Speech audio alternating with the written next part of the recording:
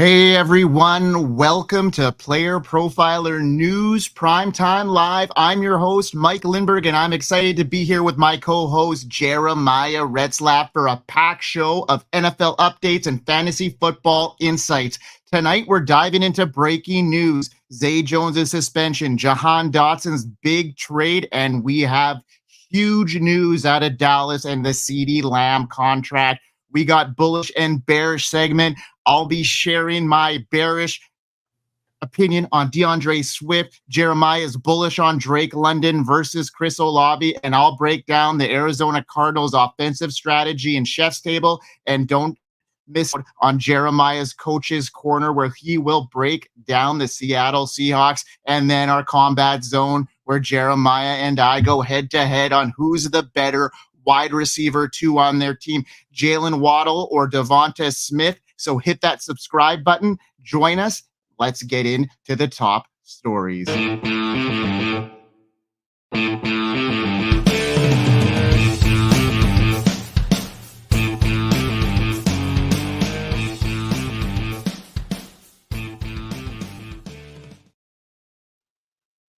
So Nick Chubb is starting the season on the PUP, and he will miss the first 4 weeks. Jeremiah, give us a rundown on what's going to happen in the Cleveland Browns backfield without, Nick Chubb.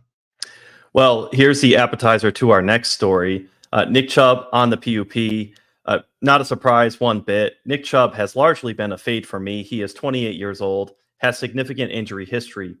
In Nick Chubb's super prime, we never got that full-on Derrick Henry type season. We almost got it last year, so there's this feeling of being robbed by the football gods. Chubb always had a timeshare, thinking of his prime, with Kareem Hunt. Jerome Ford won't be any different. Jerome Ford is the immediate beneficiary in round 10 on Underdog and late in your redraft leagues, which are happening now. If you deploy the any running back on the 53 method, Jerome Ford came through for you in Dynasty last year. If you didn't sell Ford in Dynasty, then you're set up to benefit again this year. And then we got word that D'Onta Foreman picked up a rib injury in the preseason game versus the Seahawks. So the obvious arrow up, this is simple, easy, nice, is up there for Jerome Ford. Now, Mike, the appetizer, we laid it out, but we've got just a main event meal, an entree here. CeeDee Lamb signs 4 years, $136 million. Jerry Jones finally coughs up the cash. What do you got for us on CeeDee Lamb? Well, as usual, Jerry Jones and the Dallas Cowboys are making waves, but this offseason, the big story has been CeeDee Lamb's holdout. Jones kicked things off with a bold all-in motto in 2024, but so far the Cowboys haven't backed it up with flashy free agent signings or big moves in the draft. Plus, they've been dragging their feet on locking up key players just like CeeDee Lamb. Lamb's holdout was the biggest headline, creating some anxiety for fantasy gamers with draft season just around the corner. It's happening right now. Fortunately, there is good news. Lamb and the Cowboys have finally struck a deal, a 4-year, $136 million deal that makes him the second highest paid player in the league next to Justin Jefferson. And there's a lot layers here that we got to unfold now. Late season surge saw Lamb lead the league in targets, finishing second in receiving yards, first in yards after the catch, with fifth in yards per route run. He firmly established himself as one of the top receivers and is expected to continue as the Cowboys' go-to guy in their pass-heavy offense. Looking ahead in 2024, the Cowboys seem set to stick with their pass-happy approach. While they've added Zeke Elliott to their backfield, they haven't made any major moves or upgrades to the receiving core, so Lamb will remain a top target in that offense, and we know what he finished last year. I don't have to talk about CeeDee Lamb with you, Jeremiah. We know in your combat zone how much you are at CeeDee Lamb buying into him this year, so this is only good news for someone like you who probably might have got a little bit of a discount on him in the last 2 weeks because you were so high on him. He might have dropped to maybe, third on the draft board in redraft, and now he's fourth. You got him in there. There you go. So, yeah, what a slide for pretty much the number one wide receiver in the league. And it looks like he's going to, have that path again here. So you got anything to add to that there, Jeremiah? Yeah, CD Lamb last night in a redraft. So we're liquid rapid fire. There was some designation next to CD Lamb on ESPN. I have one draft platform, my college league. They're still set on being on ESPN. I got CD Lamb slam dunk with the 4th overall pick. So this was news to my ears. If you scour the CD Lamb player profiler page, there's 1s, 2s, 3s, 4s, and 5s all over the place. Number 1 in red zone targets, receptions, yards after catch, total yards. All right, you get a stat. You get a stat. CD Lamb, everybody gets a stat here. Every single type of statistic that's on here, he is all the way up at the top. So expect this to continue for CD Lamb. Wheels up. I've been fading Christian McCaffrey versus the field, of course, but CD Lamb is one of those players that I've been wanting to get on underdog. Number 2 all summer. And then, of course, when he's fallen to 3 and 4, it's an absolute slam dunk. You love to see it. Now, I'm going to pivot over to the Denver Broncos with head coach Sean Payton. He's announced that Bo Nix will start at quarterback week 1 against the Seattle Seahawks. I had the benefit of drafting an FFPC Triflex team on Stack Hunters with Bradley Stalder. It aired last Thursday night. We took Bo Nix as our second quarterback and waited a long time to get him after selecting Josh Allen, number 1 overall. So we buried the lead, right? Josh Allen, number 1. Bo Nix is the perfect late round superflex quarterback who is looking like he isn't overwhelmed in the preseason so far. With Bo Nix, there has been some talk about his lack of a deep ball, but my bullish case on Bo Nix, or at least my reasonable ask, is can Bo Nix carve up defenses in the short area passing game, a la, ready for the throwback, Rich Gannon from the Raiders, and his receivers to take advantage via yards after the catch. Cortland Sutton, Troy Franklin, Marvin Mims. It looks like Tim Patrick pours some out. He's going to be out of town. Josh Reynolds. They don't strike up any semblance to Jerry Rice and Tim Brown. But the point of structure and the idea remains for that yak ability. And speaking of structure, Sean Payton looks to be providing Bo Nix the structure that he needs. If Bo Nix were to go out and cowboy it up, he'd probably stink up the joint. Credit to Sean Payton for providing the structure and Bo Nix for simply following it. Sometimes you go to a better work environment, and even if you aren't the most skilled employee, if you can follow the rules, the patterns, and work ethic of the place, you can have mass success. This appears to be the case for Bo Nix and the Denver Broncos. Every year, we have hits and misses on player evaluation. Bo Nix having early success is what keeps us coming back to this game year over year. Just when you think you have it all figured out, like the Godfather, you don't. They pull you right back in. The takes you miss, the evaluations you miss, keep you coming back for more.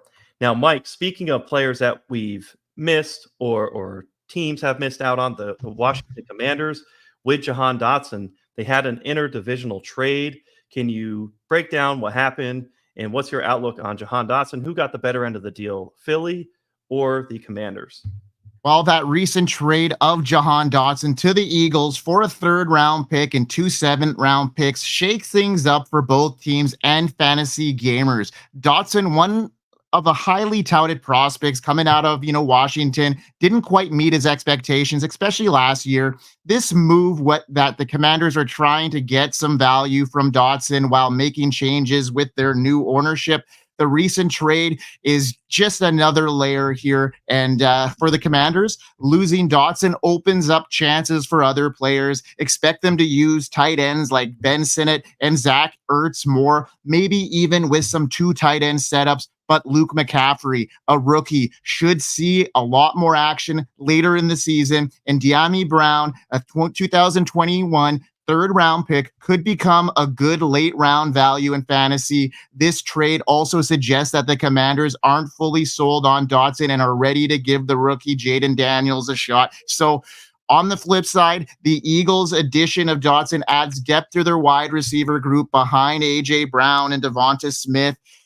While Dotson might take away some target opportunities from Brown and Smith, the tight end Dallas Goedert should be the one that is the biggest disadvantage here. So I'm still really high on both Brown and Smith headed into this season. I think their value is still going to be pretty solid. Dotson's value has already been sliding, dropping him from a solid PFF grade of 70 as a rookie to 57 last year. His performance has been inconsistent, and this trade brings mixed results for fantasy gamers. While it opens up opportunity for the Commanders players, Dotson's value might drop due to his new role and the Eagles' run-focused offense.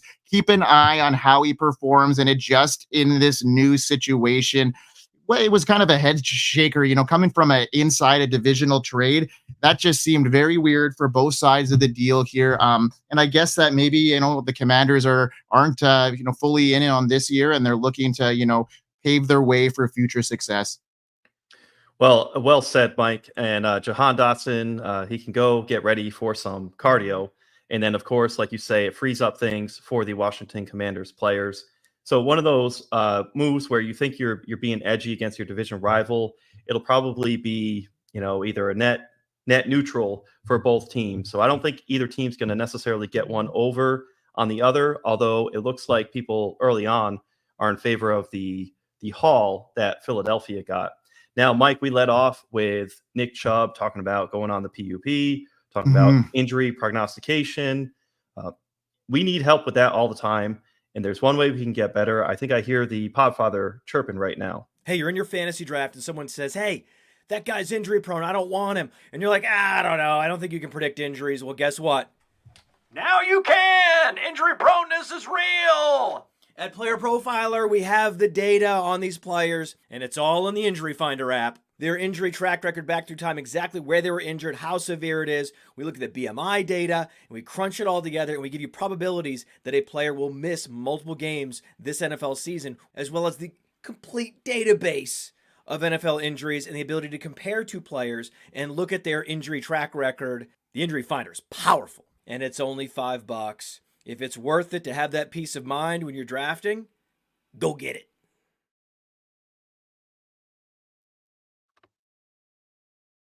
All right. Well, now, Jeremiah, we've got some quick hitters here. We've gotten the meat and the potatoes of the news this week. Let's get into some of the lesser known news. And we've got some news about a wide receiver here getting suspended. Talk about the Cardinals situation. So you have Zay Jones get suspended for the first 5 games of the season. This just opens up the door for Michael Wilson and Greg Dortch. I root for Zay Jones, the person and the player, so this is disappointing to see. Greg Dortch goes on underdog as wide receiver 77 in round 15, and then you have Michael Wilson, wide receiver 65 on underdog in round 13. Short King Summer presents itself for Greg Dortch.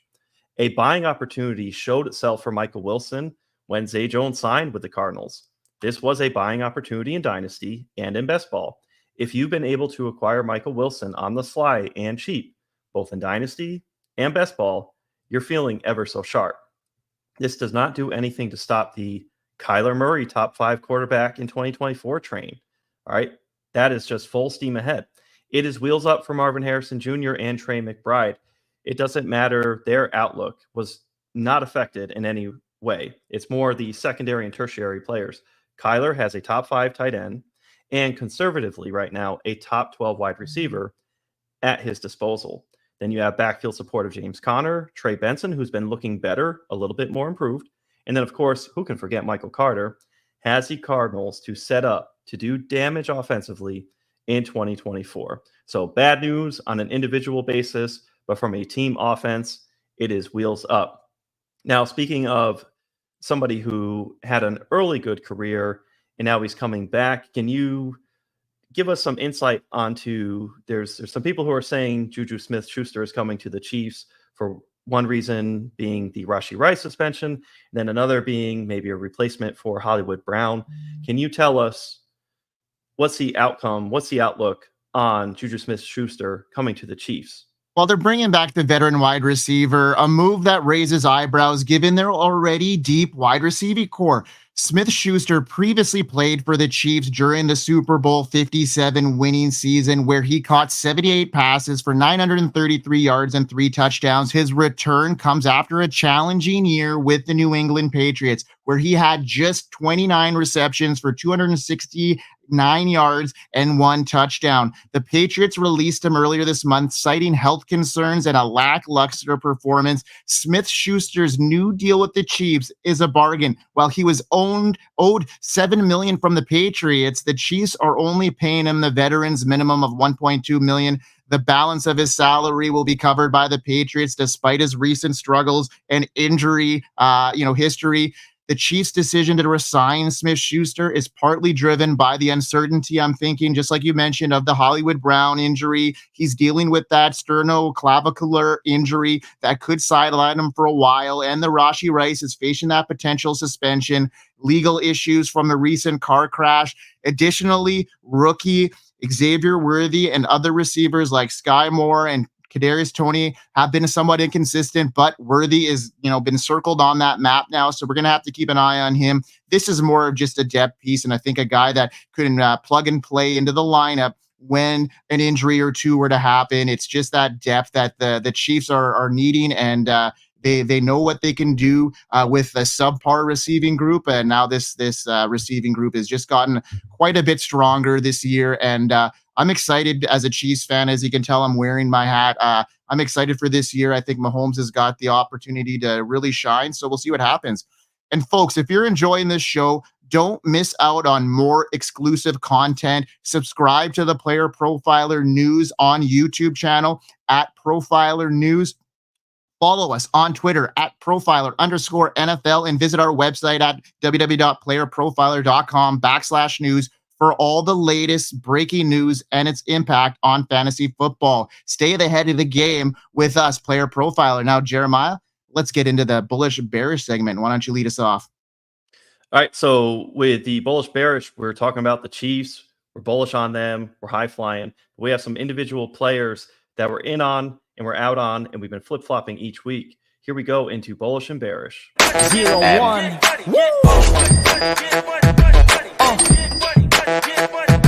Come on.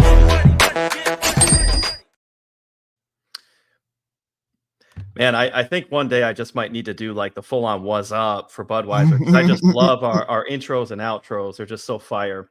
So let's go with bullish. I'm going to take bullish. Mike is going to go bearish. I'm bullish. There's context to this, right? Drake London juxtaposed with selecting Chris Olave. We often, Mike, you and I do our combat zone based on numbers for players. In this instance, the numbers are even out, and the price via ADP is already baked in between Drake London and Chris Olave. So let's go into the scenario that makes me bullish on Drake London over Chris Olave, because both are certainly talented players. Give me Drake London over Chris Olave. London is being drafted on Underdog as wide receiver 10 to Chris Olave, wide receiver 14. These are two players I've had as hammers and been high on going back to January, with the thought being you can get them at a price where the market will eventually catch up. Well, the market is on London and Olave in round 2. With the Rashid Shaheed injury, I can see more usage for Chris Olave and a more narrow passing focus. However, beyond Derek Carr, I don't see Olave returning his ADP value with Spencer Rattler or Jake Haener. Now, Spencer Rattler is an easy any quarterback on a 53 Superflex Dynasty stash for me. Say that 10 times fast. Still, the presence of Taysom Hill makes me think if Derek Carr, I'm messing my hills up, were out even more. If Derek Carr were out, Taysom Hill would be even more part of the offense, and it would be sliced off in favor of Taysom Hill. As much as I want the Clint Kubiak offense to do better this year, Derek Carr to me is just dressed up Ryan Tannehill. He's a guy who can be a top 15 quarterback on a given week, give you a glimmer of hope, but not put you over the top. It would not surprise me if Derek Carr isn't a starter in 1 to 2 years' time. The quarterback upgrade is what really separates things for me. It isn't solely Kirk Cousins over Derek Carr. It is the value insulation of Drake London having Michael Penix Jr. ready to take over as soon as Cousins is out, be it injury or from poor performance. There would be just a quick overlap and turnaround. So from a 2024 standpoint, and long-term dynasty asset standpoint, give me Drake London over Chris Olave. I'm also not worried about Drake London sharing with Bijan Robinson or Kyle Pitts. To me, a more efficient offense will yield more efficient scoring drives. So that's my bullish take. Drake London over Chris Olave. You're having to parse between the two players. Now, Mike, for somebody who's bearish, how about DeAndre not so swift in the Bears running game? Well, as we dive into this season, I have a lot of red flags around DeAndre Swift. He's a player that might make you think twice. Last year, he was the RB23, putting up an average of 11.2 points per game in half PPR leagues. He had a decent run with the Eagles, racking up 1,000 yards and 5 touchdowns, but now he is with the Chicago Bears. There are some reasons to be cautious about his fantasy value. Swift's move to the Bears could look promising at first glance. He signed a 3-year, $24 million deal, suggesting he might be the main guy in the backfield. However, he'll be sharing the spotlight with Roschon Johnson and Khalil Herbert, who might cut into his touches. Johnson is good in the passing game, and Herbert is a solid 4.9 yards per carry average, which means Swift might not have as many opportunities as you'd expect. Swift's talent is clear from his past performances, but his new situation with the Bears could limit his fantasy upside. Chicago's offense isn't as high-powered as the Eagles' offense, and he was part of that last season. Last year, Swift wasn't exactly a fantasy standout, ranking 25th out of 35 running backs in terms of fantasy production versus expectations. His stats for yards after contact and missed tackles forced were also very lackluster. Swiss efficiency stats show some red flags. Even though his average per touch numbers are decent, he ranked poorly in areas like yards after contact, like I mentioned. Looking ahead in 2024, projections suggest Swift might see slight improvements, but in the end, drafting Swift is kind of a gamble for me. He could be a decent RB2, and the uncertainty around his role and the drop in the offensive quality make him less appealing compared to the other running backs around the same time.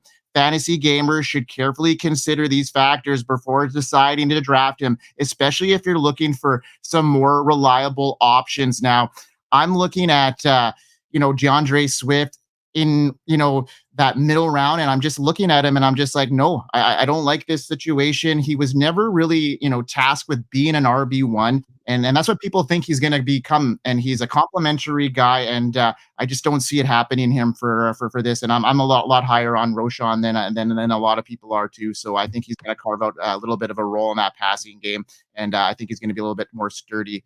What are your thoughts on that there, Jeremiah?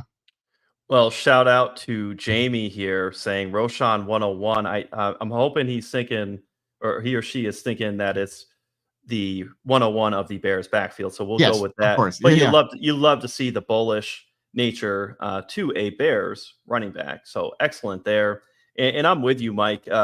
When I was juxtaposed, that's the word of the day here, with my bearish segment last week, I really was very close to going DeAndre Swift.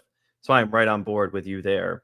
And then when you think of the arbitrage opportunity with Khalil Herbert, and then with Roschon Johnson, I just love the idea of, especially with Caleb Williams being able to support so much. With so many wide receivers Caleb can support, I'm actually seeing it as bullish opportunity and signal out of the backfield as well. And I think that's something that's being underreported across the fantasy lens. Now it is time for us to segment over to Coach's Corner.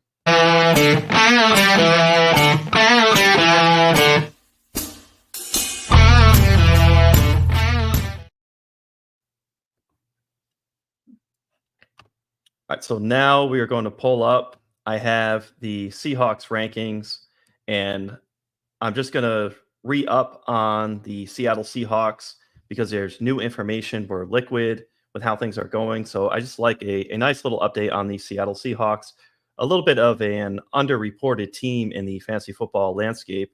But I think after the game start being recorded, you're going to have a different outlook on this Seattle Seahawks offense. Let's start off with DK Metcalf, wide receiver 21, round 3. DK Metcalf all summer. It's been about round 3 there. Doesn't have much finesse to his game. It is all alpha and physicality. In 2023 was number 7 in air yard share, 10th in deep targets with 26, and 6th in red zone targets with 24. Can the number of targets go up from 120, which he had in 2023, so that DK Metcalf doesn't have to be so efficient? In 2022, DK Metcalf had 141 targets, which he came away with 90 receptions. So 2023 was a tad disappointing with 66 receptions on the aforementioned 120 targets. Now let's pivot over to Kenneth Walker. RB15, round 5-6 turn on underdog. All these smoke signals are for Ken Walker to be the 3-down bell cow. I find myself selecting Ken Walker in redraft plenty more than in best ball.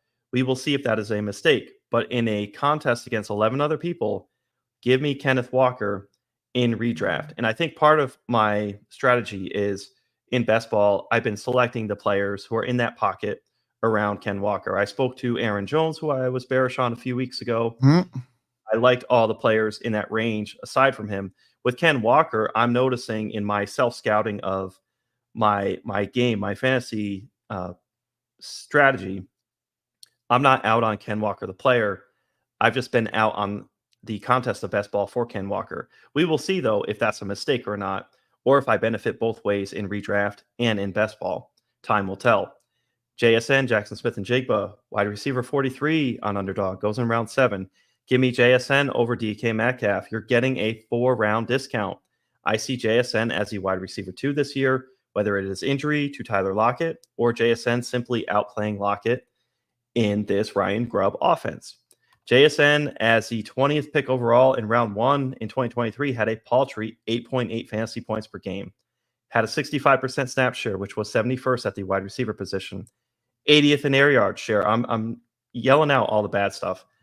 He managed to be 36 in the league for receivers with 63.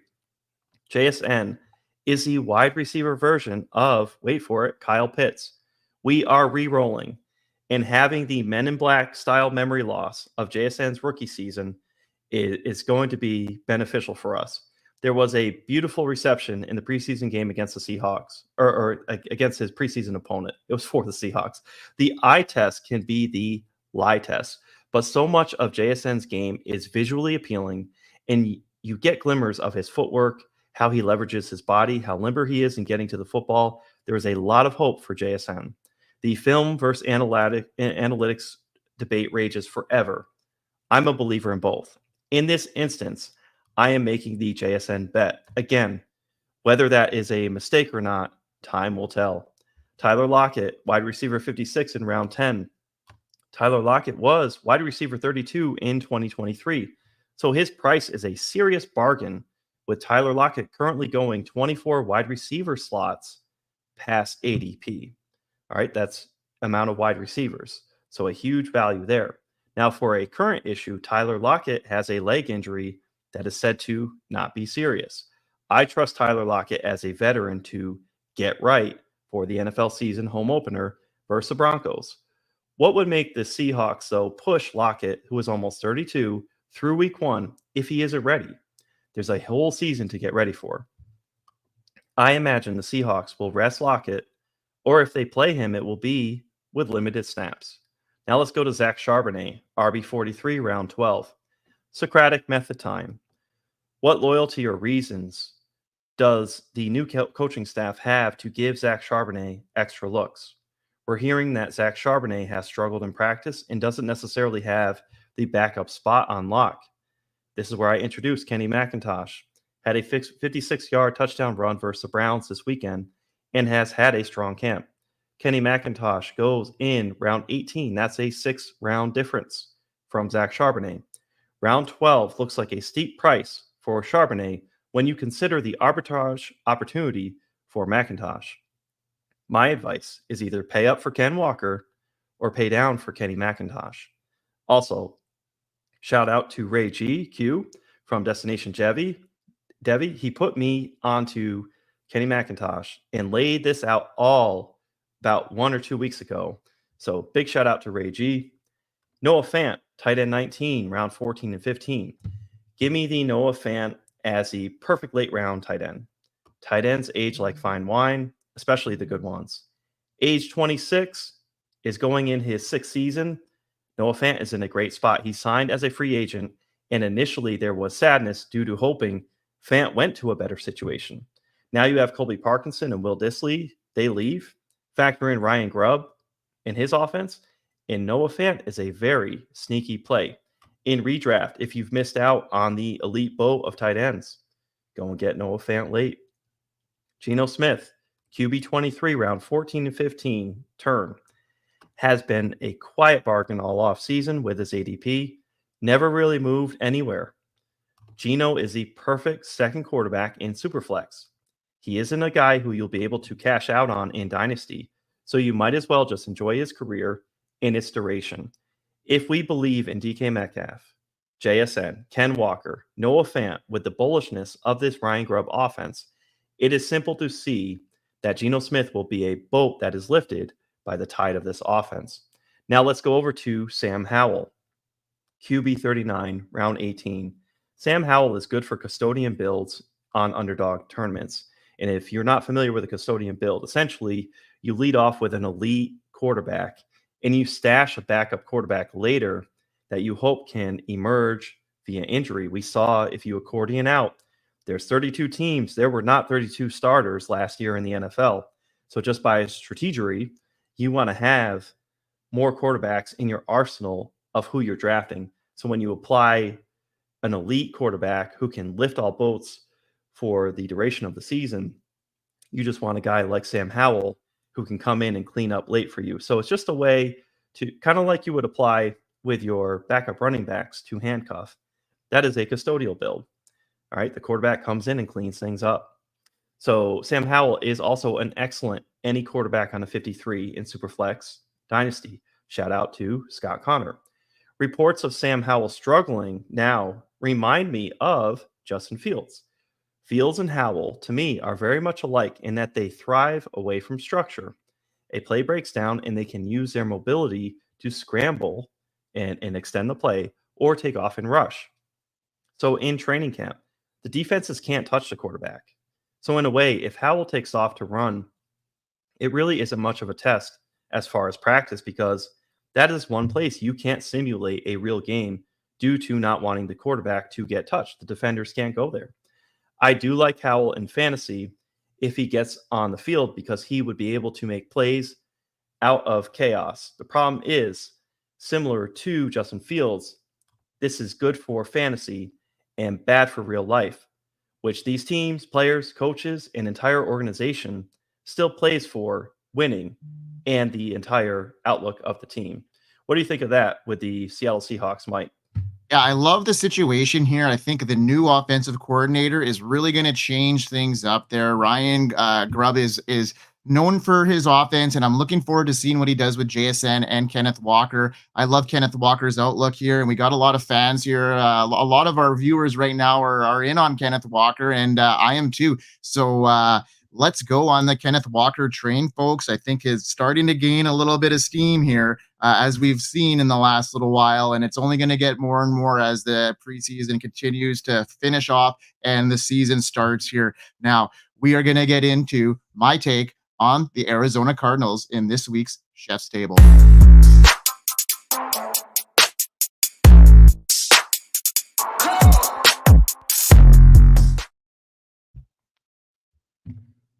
Cardinal fans have endured two tough seasons with back-to-back 4-13 records on an 8-year playoff drought. However, there is hope for 2024. Kyler Murray, returning from a torn ACL, led the team to key wins last December. The offseason draft and acquisitions have sparked some optimism that the Cardinals might be a dark horse in the AFC West. Departures like Marquise Brown, Rondale Moore, new faces coming in, Marvin Harrison, Trey Benson, we got some situations here that is evolving. So let's dig deep into this Cardinals offense. So as we look into 2024 here, Kyler Murray is set to be a major player after dealing with that torn ACL that disrupted his 2022 and 2023 seasons. Murray is back and ready to shine. Last year, even with the slow start, he finished as the QB9 in fantasy points per game, averaging 18.3 points. By the end of the season, he helped lead the Cardinals offense to impressive rankings in several key areas.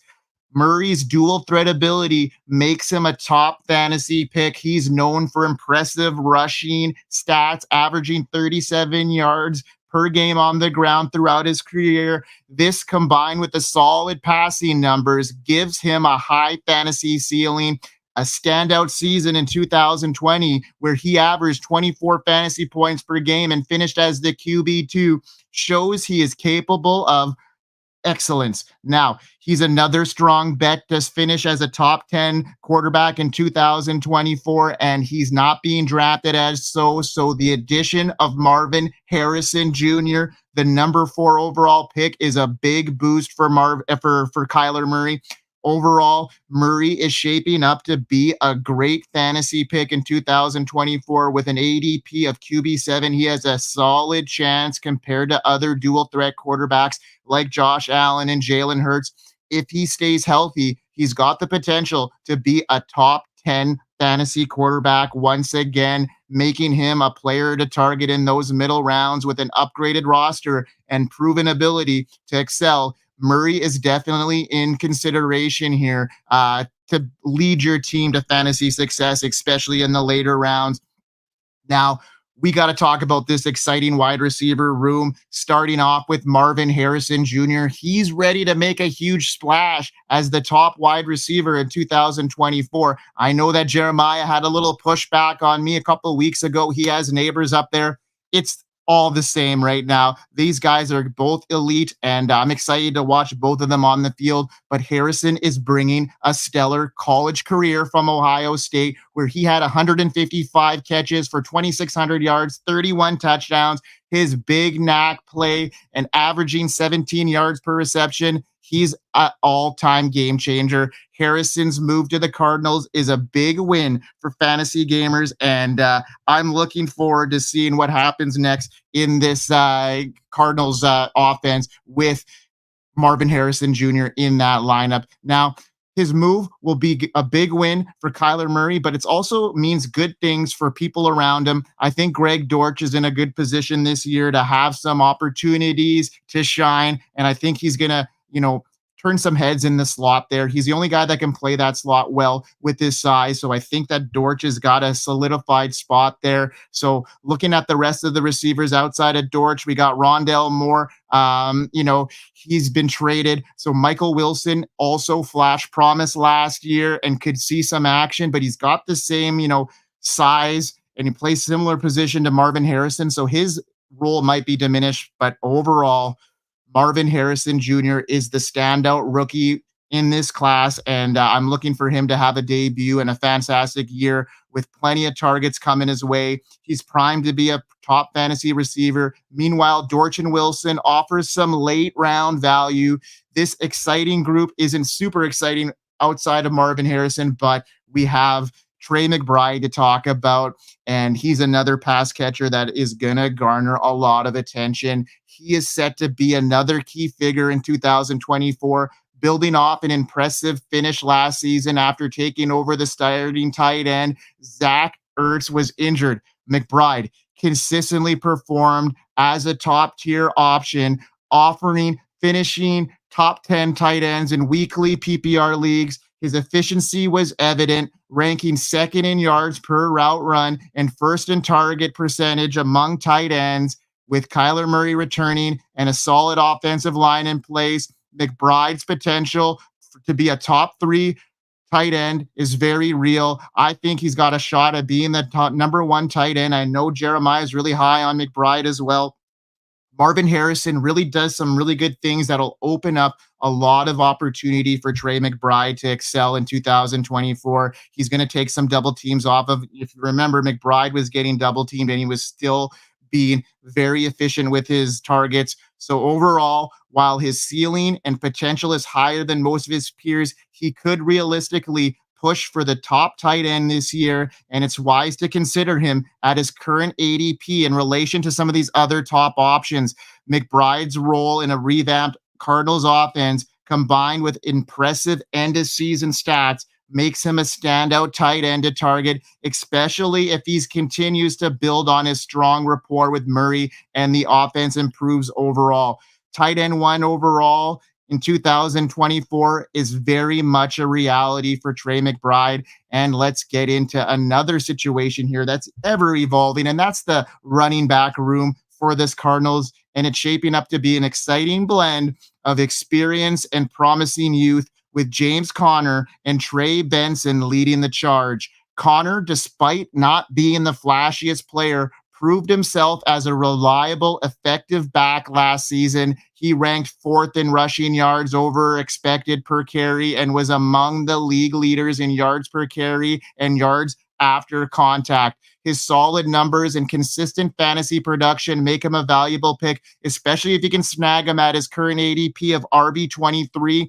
While Conner brings stability, the arrival of Trey Benson adds another dynamic to the backfield. He was drafted in the 3rd round from Florida State. Benson combines power, speed, and versatility, making him a standout rookie. His college career was impressive, with nearly 1,900 rushing yards and 23 touchdowns over his past 2 seasons. His 4.39 40-yard dash and his ability to contribute as a receiver adds to his appeal.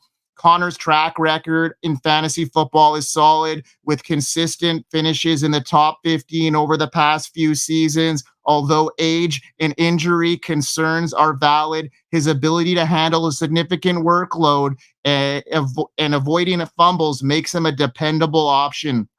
The competition for touches between Conner and Benson could be a key storyline this season. Conner is still expected to be the lead back, but Benson's talent and Cardinals' commitment to a dynamic running game mean he could see a significant role in this lineup early, as the first couple of games of the season here. So both Conner and Benson offer intriguing value in fantasy football in 2024. So keep an eye on both of them. With the improved offensive line, both backs have potential to deliver strong returns. So looking forward to seeing this shake out here for the Arizona Cardinals. And, they had a lot of hardship over the last 2 years. We know that, full on, 2 4-13 records, not great.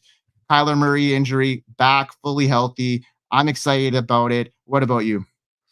Oh, it's wheels all the way up. It's Kyler Murray top 5 quarterback season.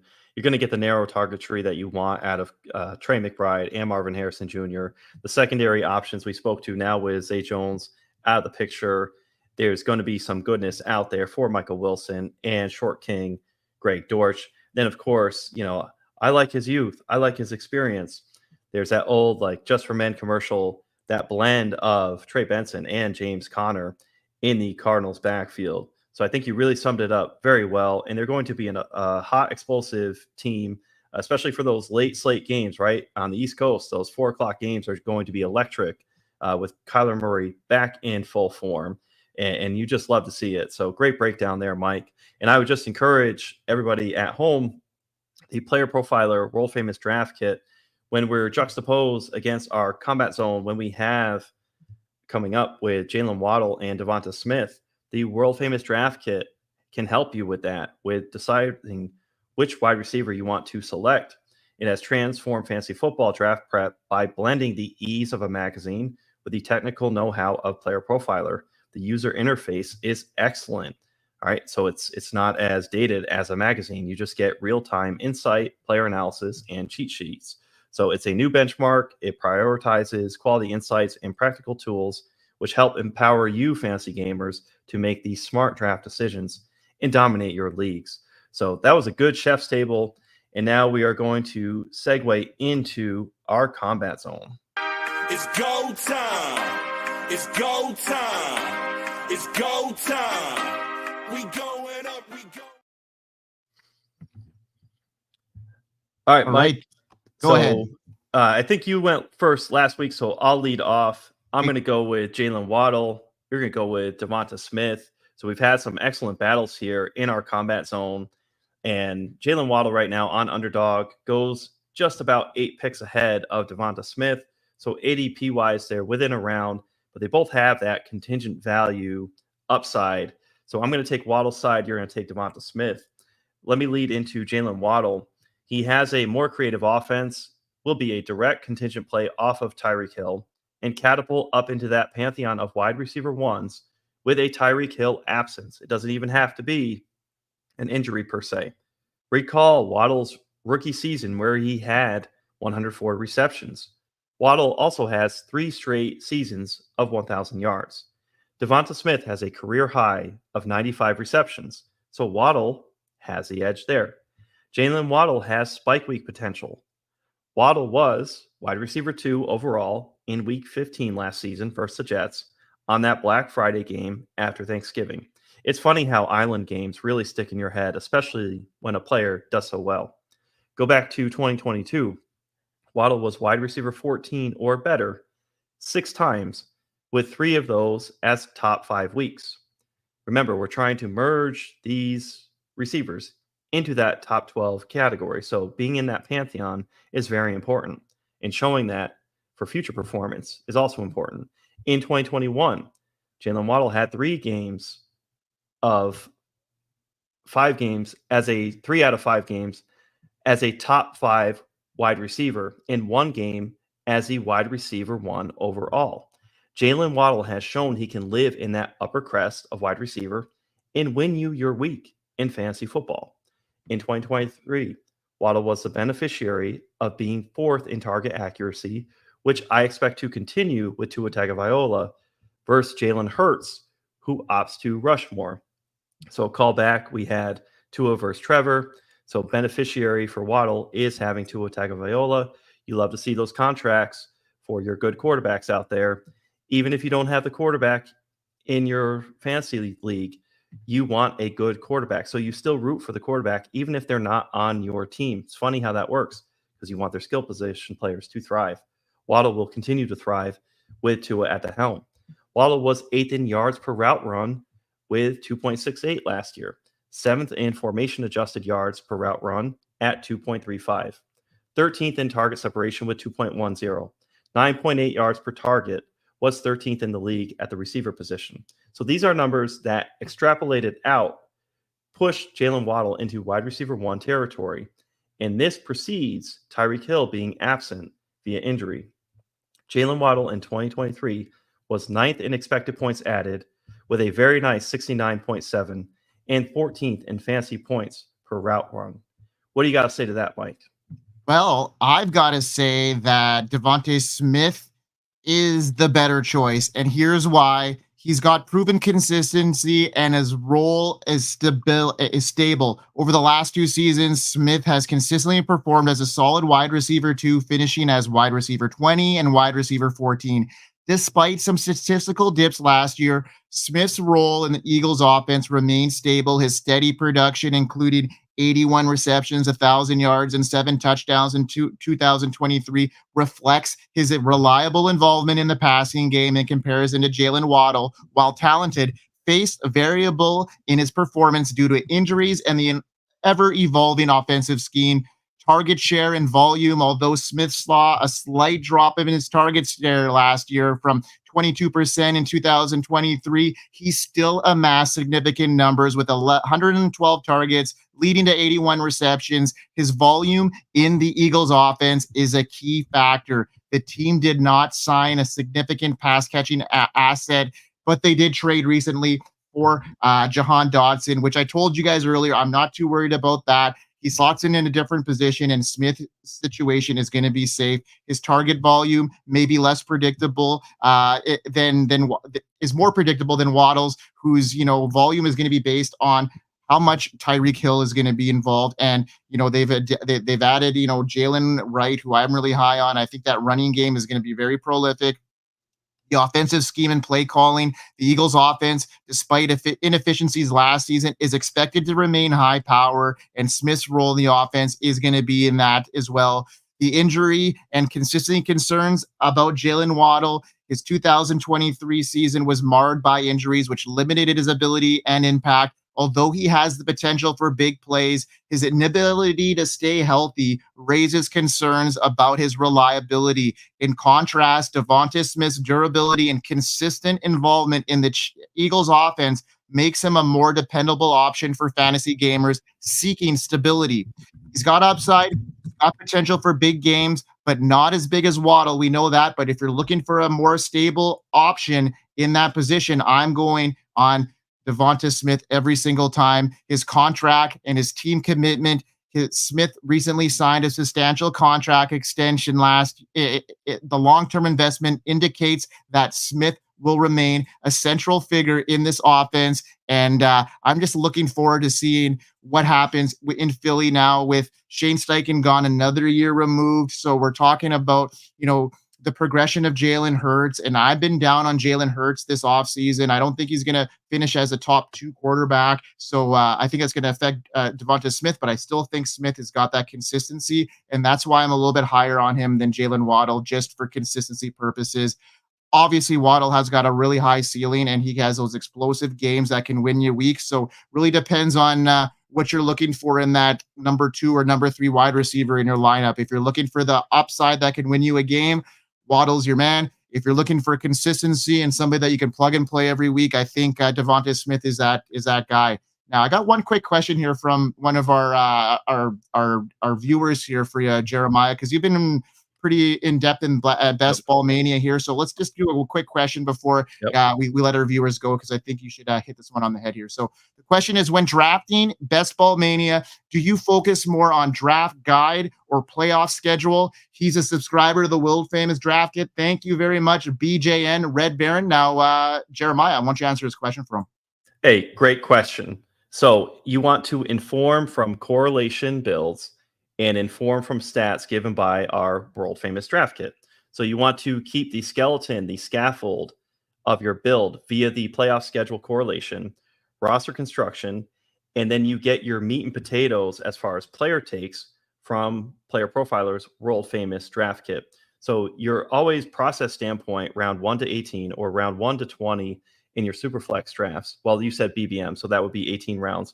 In your round 18, if it's 2-6, 8-2, whatever your build may be, you want to make sure that you're adhering to that roster construction, but at the same time, you want to have player takes. So if you are going to understand, hey, it's Drake London versus Chris Olave, well, you should be referring to our world famous Draft Kit so you can get an outlook and a take on which player you like more. Now, players who are in similar tiers, Mike and I on our combat zones, we're always choosing players who are neck and neck. So part of your portfolio management standpoint is if players are in the same tier, you're going to want to chop them up in percentages so you diversify and get exposure. Now, anybody can tell you, hey, take Brandon Ayuk over Cortland Sutton. So when we get down to those finer points, though, where you want to lock into some of those player takes back to the meat and potatoes, definitely consult the world famous Draft Kit, because that's where you're going to get valuable insight from a player take standpoint. So in a tournament setting, you're agnostic in a bigger frame due to the game theory of who you're playing against in a contest. Inside a smaller contest or inside your redraft leagues versus 11 other people, you definitely want to increase the volume on the world famous Draft Kit. Great question. And I hope that helped answer and navigate you in your path, because there's multiple paths that we take as fantasy gamers, be it redraft, dynasty, best ball. And then there's multiple, inception within inceptions of contest selection that we choose. Great question. Absolutely Awesome love it. Yeah, we appreciate that. And folks, if you got more questions, keep them coming in. We'll try and get them as much as we can at the end of the show here. And we're getting into the live stream on Monday night. So you're going to see this show starting the first week of the season. Monday night, we're going to be your primer show to lead you into Monday Night Football. So catch us here at 7:30 Eastern, and we'll be leading you right up into kickoff time every Monday all season long. It's going to be a wild time. The season is just around the corner, folks. We can taste it now. We can taste the season. Jeremiah, bring us home, buddy. Hey, I just want to tell you, you are not old. You just don't stretch. So for all of you out there, before you're about to lounge on the couch for hours at a time and enjoy this game that we love, get out there and stretch, get the blood flowing. Tune into all of our podcasts that we have at Player Profiler News, and the entire Player Profiler gamut of a lineup that we have. Get out there, listen, get out there and stretch. And week 1 is just around the corner.